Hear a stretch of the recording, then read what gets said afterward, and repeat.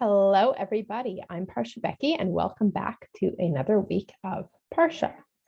As I'm sure you recall, we are currently in the middle of reading the second book of Chumash, the book of Shmot. Shmot means names, and the name of this week's Parsha is Pekudei.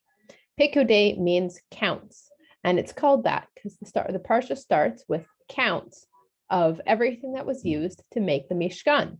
Because almost all the work on the Mishkan has now been completed as of the end of last week's Parsha. So this week's Parsha counts up everything they used under the leadership of Bitzalel and his assistant Oholiav.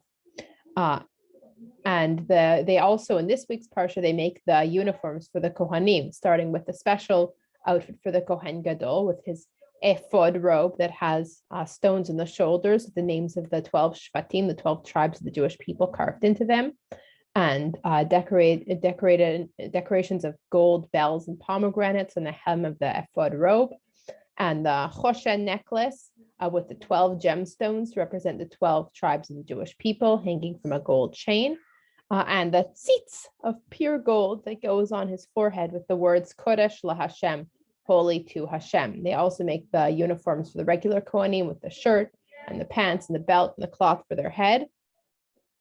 And the Parsha tells us that all the work for the Mishkan has now been completed, and they've done the work exactly the way Hashem said to.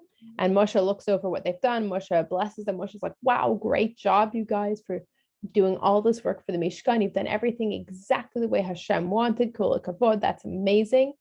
And Hashem says to Moshe, Hashem says, okay, Moshe, the next part is your job. You're going to set everything up in the Mishkan, putting each thing in the right place. I'll tell you where everything goes. Hashem tells Moshe where everything goes. And on the first day of the first month, which is the month of Nisan, the start of the second year after we left Egypt, Moshe sets up everything in the Mishkan exactly in the right place where it goes. He puts some of the special oil that Bitzalel made on each of the items in the Mishkan, just like Hashem said, and on the heads of each of the Kohanim. And Moshe sets everything up exactly the way Hashem says. And when Moshe's finished setting up everything for the Mishkan, Hashem fills the whole Mishkan with a cloud. And this cloud is going to show us how to travel, when to stay and when to go, because when the cloud is on top of the Mishkan, we know that we stay put.